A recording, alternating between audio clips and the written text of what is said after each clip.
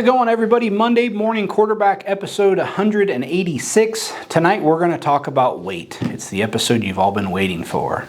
Just kidding. So we got a great question a couple weeks ago on lead ballast, how we add that to the race car. So we did a segment in the shop tonight where we'll cover that. But before we jump into that, we had a great question come after one of our scaling videos. And I'd mentioned in there adding 10 pounds of right rear weight and what I meant by that. And so that simply was just increasing the right rear weight by 10 pounds. And I would do that by adding turns to the left side of the rear of the car, which is the right torsion bar. A lot of times guys will talk about whether the car has right rear weight versus left rear weight dirt racing, and that's literally just the difference between the left rear and the right rear. So if they said, it's got 10 pounds of right rear weight, that's not a specific number. That just means if the left rear is 420 pounds, the right rear is 430. So that's kind of what the terminology there is.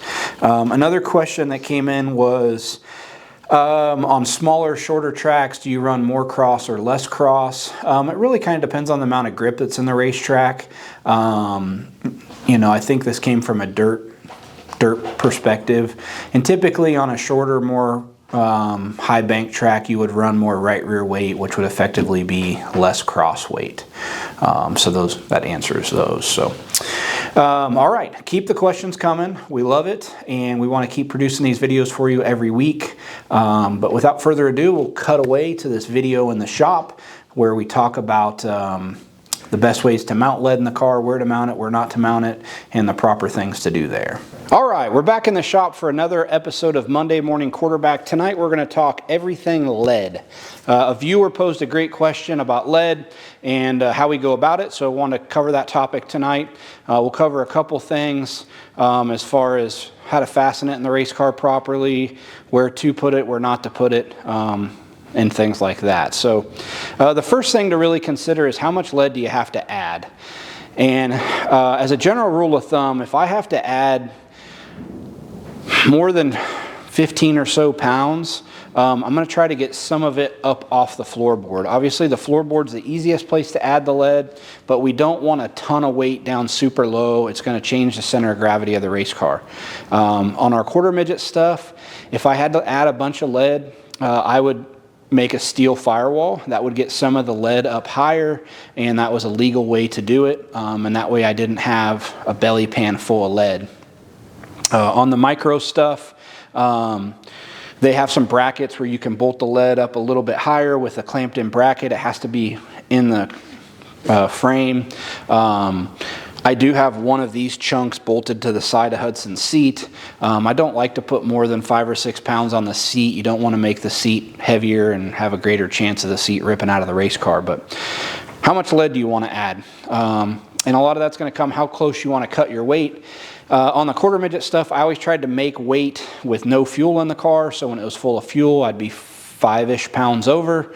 On the micro stuff, I try to make weight maybe with 1 gallon of fuel in the car. It's never going to be down that low. Typically, you know, 1.5 gallons, 2 gallons in the tank. So we always have a cushion there. Dirt racing, you pick up mud. Typically your car is quite a bit heavier after the feature, unless you're in a scenario where the track's really abrasive and you're wearing out tires. So those are some things to keep in mind.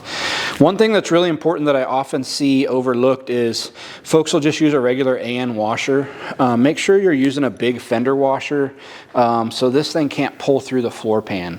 On these cars, our D1 micros, where I know I have to add a bunch of lead, they actually put a panel in the back that I have water jetted out of 1/8 inch thick steel and powder coated because I know it's not going to pull through. Like, these things have carbon bodies. I wouldn't bolt the lead straight to the piece of carbon. It would rip through. So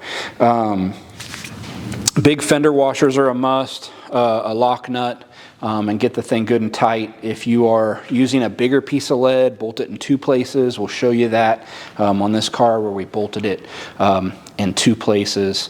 And again, try not to get all of the lead too low. On the dirt cars, I try to keep the stuff pretty central. on the pavement cars, like our quarter midget stuff, I would use that ballast to really dictate how much front or rear weight I had, and then also how much left side weight we had.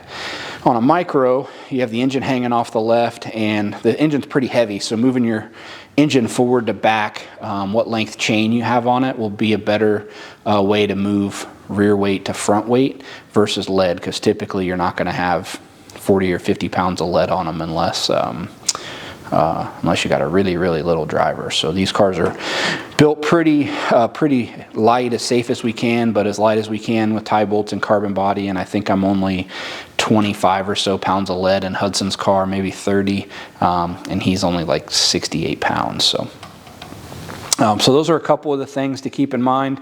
We'll walk around and show you a few places I've bolted lead in this car. Another safety tip, some tracks require it.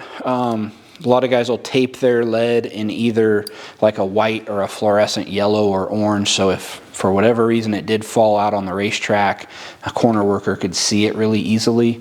I don't have all the lead taped in Hudson's car, so don't chastise me, but I need to. We actually went to a race and the scales were quite a bit different than they were at home in the first race we went to, so I had to bolt some lead on quickly, and I didn't have a chance to tape it, but normally that's standard practice for me. So we'll show you those couple places. We appreciate you guys tuning in and asking questions, and we're always happy to put out these videos and keep answering your questions, so please keep asking them. All right, we hope that video brought a little value for you guys. If you have any questions or you need me to elaborate on any of it, don't hesitate to shoot us a message, comment on the YouTube videos, direct messages. If you're watching on YouTube, please ring that bell for notifications. That helps us. The more people that are subscribed to our channel, the better it is for us creating these videos. So we hope you all have a fantastic week. We hope Mother Nature plays nice this week and you get to race.